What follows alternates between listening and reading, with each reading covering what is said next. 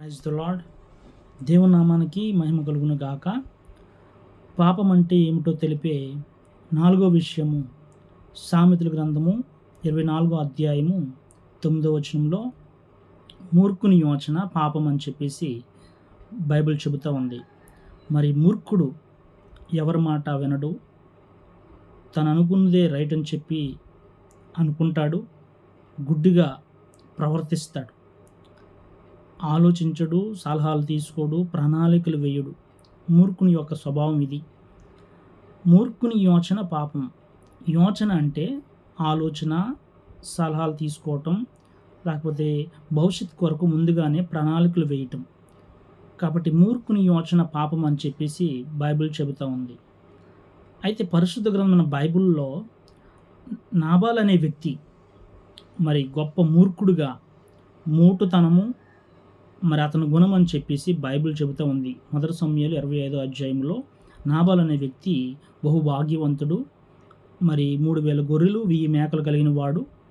అయితే దావీదు కాపరులో ఈ యొక్క మరి పశు సంపద అంతటి కూడా రాత్రంతా వారు మరి ప్రాకారంగా వారు పనివారి మీద కానీ, వారి యొక్క గొర్రెల మీద కానీ, మేకల మీద కానీ ఎటువంటి కీడు రాకుండా, ఎటువంటి అపాయం నష్టం రాకుండా ఈ దావీదు కాపరులు నిరంతరము వారిని కాపాడుతూ ఉండేవారు. రాత్రిపూట్లయితేనేమి, పగలైతేనేమి. అయితే ఏటా బొచ్చు కత్తిరించే సమయంలో మరి నాబాలుకు చాలా ధనం వస్తుంది బొచ్చు అమ్ముకున్నప్పుడు. అయితే దావీదు కాపరులని మరి నాబాలు మరి ఏటా బొచ్చు కత్తిరించే సమయంలో మరి చాలా ధనం వస్తుంది కాబట్టి మాకు సహాయం చేయమని చెప్పేసి దావీదు కాపరులను పంపిస్తాడు. అయితే దావీదు కాపరులతో ఈ నాబాలు ఏ విధంగా మాట్లాడతాడంటే, కృతజ్ఞత లేకుండా చేసిన మేలుకు మరి సహాయం చేస్తూ ఉన్నారు కనుక ఆ సహాయమును పక్కన పెట్టి, ఆ యొక్క మేలు చేస్తున్న దాన్ని పక్కన పెట్టి, కృతజ్ఞత లేకుండా దావీదు ఎవడు, యెషయా కుమారుడు ఎవడు అని చెప్పి దావీదు మీద కఠినముగా, మూర్ఖంగా మాట్లాడతాడు ఈ నాబాలు.